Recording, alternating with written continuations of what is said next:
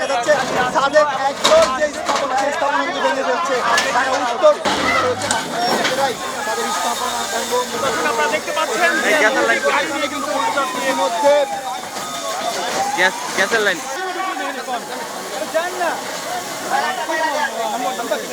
আমি যখন পত্রিকাতে আপনাদের মাধ্যমে দেখেছি যে আজকে সাদেক এগ্রোর ফার্ম উচ্ছেদ হবে, তা আমি আপনাদের মতোই একজন মেম্বার প্লাস অ্যাসোসিয়েশনের সম্পাদক হয়ে আমিও দেখতে এসেছি যে এখানে আসলে কি হচ্ছে বা কি হতে যাচ্ছে, কি হবে, এবং আমাদেরও বা নিয়মের কোনো ব্যত্যয় করেছি কিনা, আইনের কোনো ব্যত্যয় আমরা করেছি কিনা।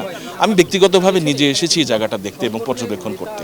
প্রথমত যে সাদেক এগ্রো উচ্ছেদের বিষয়ে যে কথাটা বলা হলো, তার মানে কিন্তু সভাপতি সবাই শুনছে এবং বুঝতে পারছে যে এখানে অবৈধ জায়গা দখল করে আছে। সিটি কর্পোরেশনের যে ডিমার্কেশনটা, সেই ডিমার্কেশনের ভিতরে কিন্তু সাদেক এগ্রো ফার্মটা নেই।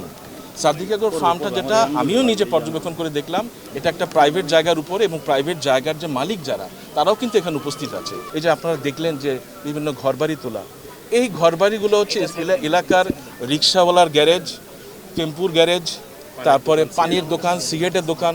আপনারা কি মনে করেন এগুলো সাদেক এগ্রো দিয়েছে? ঘর বাড়িও আছে। এগুলো কি সাদেক এগ্রো এখান থেকে তাদের থেকে পয়সা কালেক্ট করে?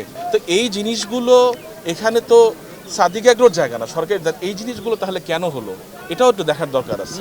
সাদেক এগ্রোর কোনো জায়গাই নেই, নিজস্ব কোনো জায়গা নেই। সাদেক এগ্রো ওই পাশেরটা ভাড়া নেওয়া, তার পাশেরটা ভাড়া নেওয়া, এখানে যা দেখে সব সাদেক এগ্রো ভাড়া নেওয়া। সাদেক এগ্রোকে তো আমি ভাড়া দিচ্ছি, এটা ভাড়া চলতেছে সাদেক এগ্রোর থেকে। আমি ভাড়া দিচ্ছি কত প্রায় 10 বছর তো হয়ে গেছে, মানে 10-11 বছর হয়ে গেছে ভাড়া চলতেছে, মানে এরভাবে চলতেছে, রানিং ভাড়া চলতেছে।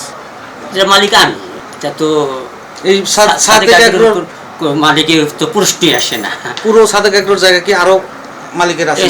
এই সাদেক এগ্রোর কোনো জায়গাই নেই। সাদেক এগ্রো যদি 1 পয়েন্ট জায়গাও থাকতো তাও বলতাম যে সাদেক এগ্রো 1 পয়েন্ট জায়গা আছে। সরকার ভাই ওই তো মাইকা ভাইঙ্গা দিয়া পিলার পুরো দিয়ে গেছে দেখি আমরা বারবার, আমি আরেকবার সাক্ষাৎকার দিয়েছিলাম আমি, যে আমাদেরকে যদি ভাঙার আগে যদি সুন্দর করে পিলার দিয়ে দিত, ভাইয়া সুন্দর করে যদি পিলার দিয়ে দিত, তাহলে আমরা একবারে নিশ্চিত হয়ে যেতাম। পরবর্তীতে আলহামদুলিল্লাহ আল্লাহ তালাই করাইছে, টেরাকিস্টার আল্লাহরা ঘুরে বসছে, ওরা ঘুরে ওরা ওদেরকে উচ্ছেদ করে দিচ্ছে, ওরা চলে গেছে দেখা, পরে খাল উচ্ছেদ করবে, ঠিক আছে। পরে আলহামদুলিল্লাহ পরে পাইপে দিয়ে গেছে, পাইপে দিয়ে পিলার দিয়ে গেছে, বাস আমরা একটা নিশ্চিন্তে হয়ে দিচ্ছি।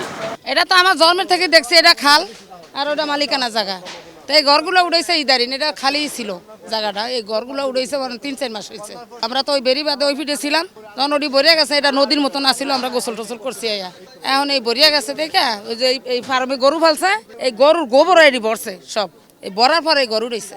মানে যেরকম আরো 5-7 বছর আগে খালই ছিল, পরে খাল থাকার পরের থেকে এরকম ট্যারাক স্ট্যান্ড দিয়েছিল আন্তঃজিলা শাখা, পরে শাখার থেকে আস্তে আস্তে আর কি ওই বন্যা চৌধুরী আর কি শাখা উড়িয়ে দিছে, ট্যারাক স্ট্যান্ড উড়িয়ে দিয়ে আর কি এটা দল কইরা আর কিছু টুকিটাকি নেতা আছে, এরা আর কি এটা আর কি ভাড়া মারা দিয়ে আর কি খাইতেছে আর কি জোর জুলুম অবস্থায়।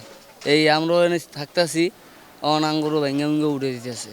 মনে করেন আমরা বাইরের থেকে পানিটা কিনা খাইতে হয়, বাইরের থেকে কারেন্টটা চালাইতে হয়, এমনি সেমনি আর কি 2000 টাকার মতন আমাকে ভাড়া পড়ে যায়। ধরেন কারেন্ট তো আর সরকারে দিব না, ধরেন আমরা যাতে পানি কিনা খাইছি হেরে দিছি, যাতে কারেন্ট আইনা চালাইছি হেরে দিছি, এমনি সেমনি আর কি পরে এমনি আমরা এখানে জায়গার ভাড়া দিই না, এই জায়গা আমরা আল্লাহর স্থির রয়েছি। ধরেন গরমের দিনে তো আর কারেন্ট ছাড়া থাকা যায় না, পানি ছাড়া তো আর আমরা চলতে পারব না, এটা তো আমাকে কিনেই খাইতে হইব। সরকারি জায়গায় তো আমরা একটা কলও গাড়তে পারব না, এইভাবে আর কি আমার গরম টুকটাক গেছে আর কি।